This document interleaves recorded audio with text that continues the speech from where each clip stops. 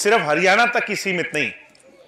मैं ये मान करके चलता हूं कि 31 तारीख को जब रिजल्ट आउट होंगे तो जींद के उपचुनाव की धमक राष्ट्रीय राजनीति में भी जाकर के कहीं ना कहीं अपनी गूंज को जो है सुनाने का काम करेगी। इस चुनाव में अगर मैं चारों तरफ निगाह दौड़ा करके देखूं, मेरे हिसाब से तो 3 ही प्रमुख पार्टियां हैं।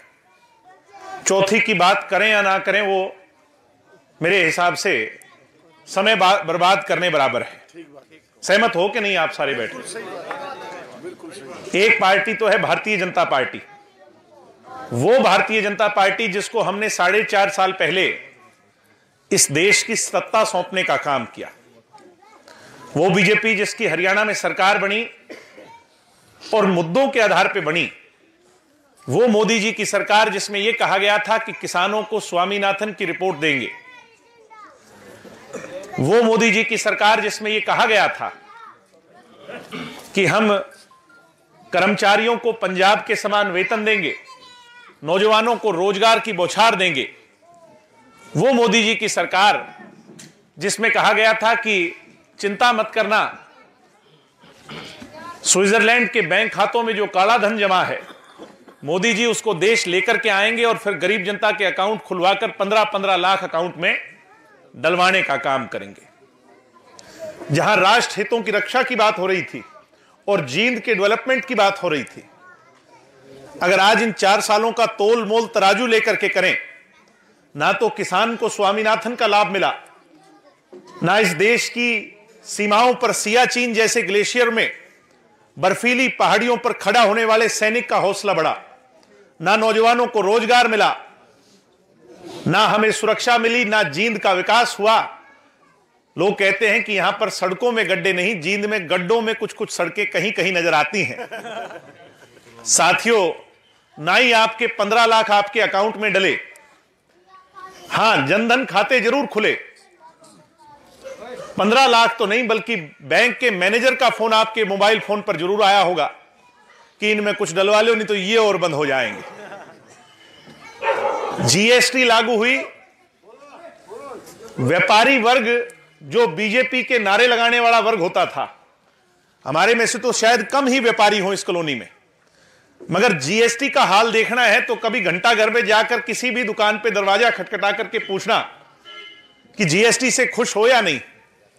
मैं ये समझता हूं कि आपको 90% नहीं बल्कि 99.9% आपको ये कहते सुनाई देंगे कि भाई बीजेपी का तो हमने सफाया करना है, बीजेपी को हमने सत्ता से चलता करने का मन बना लिया है। वो जो बीजेपी के थे आज वो बीजेपी से दुखी हैं, तो हमने तो दुखी होना ही होना था, ये तो बात तय है। साथियों, हमारे जींद का आज बहुत बुरा हाल है और उसमें एक बहुत बड़ा कसूर जो है मैं मानकर के चलता हूं मनोहर लाल जी की सरकार का, खट्टर साहब की सरकार का है, क्योंकि ये कह करके भाई ये लोकदल का गढ़ है, इस पर ध्यान देने की आवश्यकता नहीं। दूसरी पार्टी है कांग्रेस। कांग्रेस पार्टी आज कहती है कि जींद बदलेंगे, जिंदगी बदलेंगे, और सुरजेवाला जी को उम्मीदवार उतारा है। सुरजेवाला जी उम्मीदवार नहीं है, ये तो स्वयं राहुल गांधी ये समझ लो चुनाव लड़ रहा है आपके जींद में। 10 साल तक कांग्रेस की सरकार रही, हुड्डा जी का शासन रहा। कभी आपको रोहतक जाने का अगर अवसर मिला हो उन 10 वर्षों में, रोहतक से जब चलते थे जींद की तरफ तो लाखन माजरा तक ऐसी सड़कें थी जैसी लंदन और पेरिस की हो, और लाखन माजरा आते ही जींद का बॉर्डर नहीं यूं प्रतीत होता था जैसे पाकिस्तान का अटारी बॉर्डर आ गया। सहमत हो कि नहीं भाई? नौजवान बैठे हो। और पीडब्ल्यूडी मिनिस्टर कौन था भाई जिनने बेरा हो? रणदीप सिंह सुरजेवाला था, जो आज कांग्रेस पार्टी का आपके बीच में, भाई इधर साइड हो जाओ, थोड़े से पीछे दिख जाएगा, थोड़े बैठ जाओ। पीडब्ल्यूडी मिनिस्टर जिसपे सड़कों का जिम्मा था वो रणदीप सिंह सुरजेवाला जी थे, जो आज आपके बीच में प्रत्याशी बनकर के आए।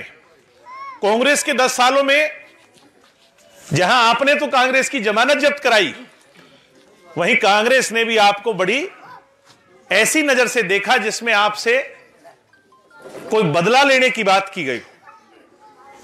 आज सुरजेवाला जी ये कह करके आए हैं भाई मैं तो जींद को बदलने आया हूं। आपके यार दोस्त नरवाना में रहते होंगे, एक बारी घंटी मार के उनको ये पूछ लियो भाई ये जींद की बदलने की बात करने वाले व्यक्ति ने नरवाना को कितना बदला है, और वही आपको बता देंगे भाई नरवाना बदले कि नहीं, कि ये आपको 10 महीनों में जींद बदल सकते हैं।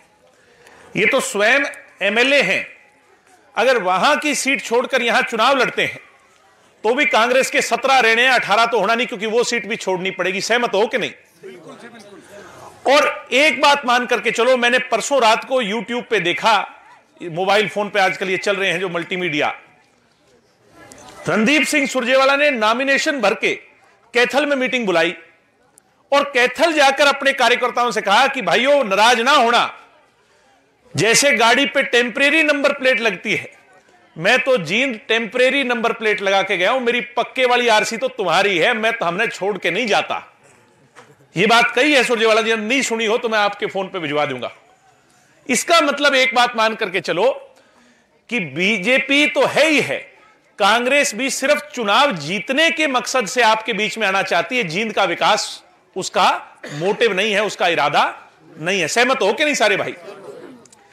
और फिर भी मान लिया जाए कि सुरजेवाला जी को चुन लिया जाए, सुरजेवाला जी 4.5 साल से विधायक हैं कैथल के, 73 दिन विधानसभा लगी। नौजवानों तुम्हारे जानने की बात है, 73 दिन में सुरजेवाला जी सिर्फ 6 दिन गए विधानसभा में। किसी ने पूछा भाई आप 6 दिन क्यों गए, तो सुरजेवाला जी का जवाब था भाई मैं तो राहुल का खासम खास हूं और मेरे को राहुल गांधी का दिल्ली में काम देखना पड़ता है, मेरे पास चंडीगढ़ के लिए टाइम नहीं है। अब तुम नौजवान बताओ जो देश का भविष्य है, कि ऐसा आदमी चाहिए जो चंडीगढ़ के अंदर जाके आपकी आवाज उठाए सदन में, या वो आदमी चाहिए जो राहुल गांधी का पीए का दफ्तर में काम करे? भाई बता दो नौजवान साथियों, ढीले ढीले ना बोलो, मीडिया वाले भी खड़े हैं, कौन सा आदमी चाहिए? चंडीगढ़ वाला चाहिए। तो फिर आज लोगों में एक मन है, लोगों ने 9 दिसंबर को समस्त हरियाणा सम्मेलन पांडु पंडारा की धरती पे अपने मन की बात कह भी दी, भाई हमें तो इस जींद के लोगों को दुष्यंत चौटाला हमारा मुख्यमंत्री चाहिए, और दुष्यंत चौटाला को जींद की जनता यह देखना चाहती है भाई ये मुख्यमंत्री, हम कहें भाई हमारे घर का है, जींद का मुख्यमंत्री है। लोगों के मन में यह भावना, और दुष्यंत को अगर मुख्यमंत्री बनाना है, फाइनल मैच जीतना है, तो फिर सेमीफाइनल जीतना होगा कि नहीं नौजवान साथियों? तो फिर आप ये मान करके चलो ये जेजेपी जननायक जनता पार्टी नहीं है, जननायक जींद की पार्टी है। आपसे मैं आज ये गुजारिश करता हूं कि इस सेमीफाइनल के मैच में मैं तो झोली फैलाकर आपसे वोट की अपील करने आया हूं। आप एक एक कीमती वोट जब बटन दबाने जाओगे तो सुबह सुबह आपसे प्रार्थना करता हूं, उठना, चाय का कप पीना, क्योंकि सर्दी का मौसम है, ठंड ना लग जाए। और जब लंबी लाइनों में लगोगे और जब मशीन तक जाओगे तो फिर आपको चाय का कप ही ढूंढना है, चाय का कप और प्लेट का निशान, उस पर बटन दबा दबाकर आप आने वाले समय में 31 तारीख को जब रिजल्ट आए तो भारी मतों से जननायक जींद की पार्टी को जिताकर, जनता पार्टी को जिताकर चौधरी देवीलाल के अधूरे सपनों को पूरा करने के लिए, जींद की डेवलपमेंट के लिए, जींद के विकास के लिए आप एक मौका ये आप जननायक पार्टी को देने का काम करना। मेरा